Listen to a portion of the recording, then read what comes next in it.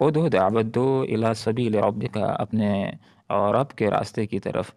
تو کس طرف دعوت دینی ہے؟ رب کے راستے کی طرف۔ تو رب کا راستہ کون سا ہے؟ یہ ہے قرآن و سنت کا راستہ۔ جس نے کسی کو قرآن کی طرف دعوت دے دی وہ رب کی طرف دعوت دینے والا ہے، جس نے کسی کو سنت کی طرف دعوت دے دی وہ رب کے راستے کی طرف دعوت دینے والا ہے، جس نے کسی کو نیکی کی دعوت دے دی وہ رب کے راستے کی طرف دعوت دینے والا ہے، جس نے کسی کو گناہ سے بچنے کی ترغیب دے دی وہ رب کی طرف بلانے والا ہے، جس نے کسی کو دین اسلام کی دعوت دے دی وہ رب کی طرف بلانے والا ہے۔ تو لوگوں، تم نے دعوت دینی ہے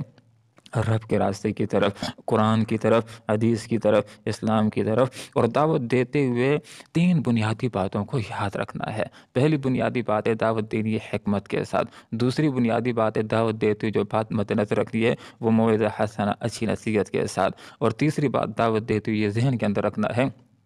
کہ اگر بحث کی ضرورت آ جائے تو مجادلہ حسنہ کرنا ہے۔ اب حکمت سے کیا مراد ہے؟ حکمت سے مراد یہ ہوتا ہے کہ کس وقت کیا بات کرنی ہے، کتنی بات کرنی ہے، کس انداز کے اندر بات کرنی ہے، اس کو حکمت کہا جاتا ہے۔ کہ مخاطب کون ہے، اس کی نفسیات کیا ہیں، کس ذہنیت رکھنے والا ہے، اس کو دیکھ کر کے اس کے مطابق اس کے ساتھ بات کرنا، جس کو حکمت کہا جاتا ہے۔ ایک آدمی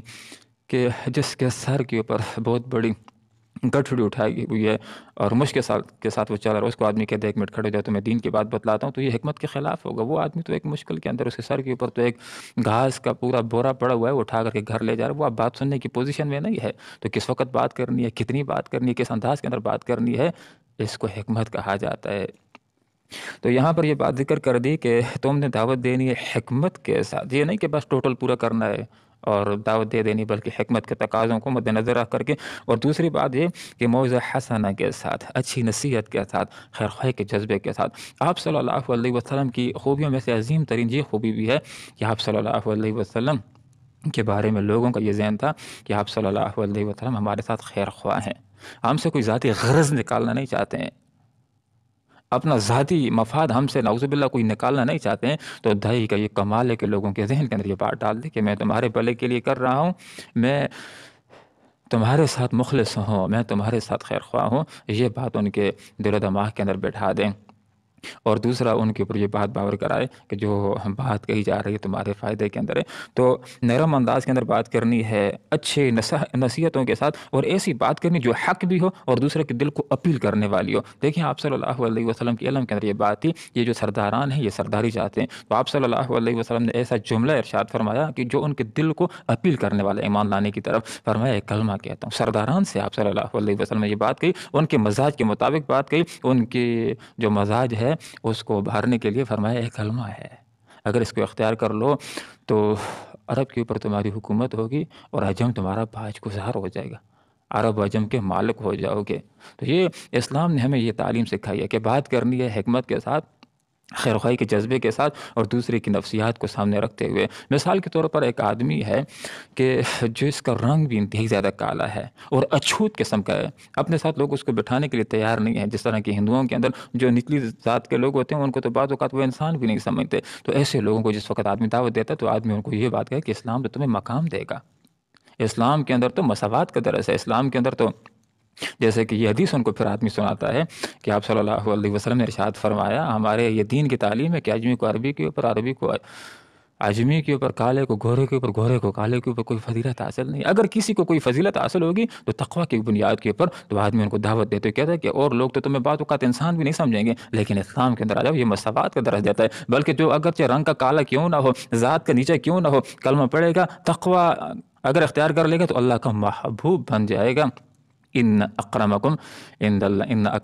اللہ اتقاکم، کہ تم میں سب سے معزز اللہ کے نزدیک وہ ہے جو تم میں سب سے زیادہ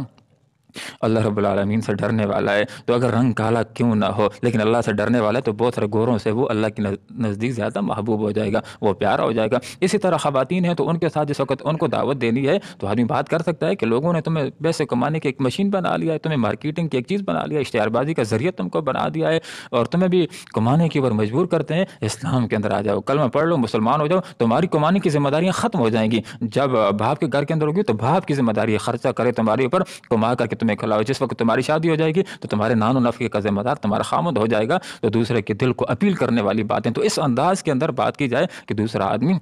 غور و فکر کرے گا کہ واقعی اسلام کو قبول کرنے کے اندر میرا فائدہ ہے، اور حقیقت کے اندر جب اسلام کو آدمی قبول کرتا ہے تو بندے کو بندے کا فائدہ ہی فائدہ ہوتا ہے۔ تو جس طرح ایک آدمی امرود بیچتا ہے، کیلا بیچتا ہے، تو خوبصورت خوبصورت نام لیتا ہے اور اچھے انداز کے اندر دوسرے کو مخاطب کرتا ہے، تو اسلام بھی پیاری چیز ہے، پیارے انداز کے اندر اس کو پیش کرنا ہے تاکہ لوگ اس کو لینے والے، اس کو قبول کرنے والے بن جائیں۔ ہاں، بعض اوقات ایک آدمی کسی کو دعوت دیتا ہے تو آگے سے کچھ لوگ ہوتے ہیں سر لا کر چلے جاتے ہیں، کچھ کہتے ہیں ٹھیک ہے، کچھ بحث شروع کر دیتے ہیں، تو تمہیں بھی بحث کی اجازت ہے، لیکن بحث اس انداز میں نہیں کرنی کہ دوسرے کو نیچے دکھانا ہے، اس کو زیر کرنا ہے، اپنی علمی دھاک اس کے اوپر بٹھانی ہے یا اور اس کو دبانا ہے، ایسا نہیں، بلکہ تم نے دلائل کے ساتھ بات کرنی ہے، بحث کرنا ہے، مباحثہ کرنا ہے، تو اچھے انداز کے اندر تاکہ وہ غور و فکر کرنے والا ہو اور حق کی طرف آنے والا ہو۔ اگر تم محسوس کرتے ہو کہ یہ بہت زیادہ بحث کی وجہ سے ضد کے اوپر آ رہا ہے، حق سے بہت دور جا رہا ہے، تو پھر قالوا سلاما کہہ کر کے بحث کو ختم کر لو اور کسی اور مناسب موقع کا انتظار کرو کہ جس کے اندر تم اس کو حق کی بات کہہ سکو اور وہ قبول کرنے کی طرف آنے والا ہو۔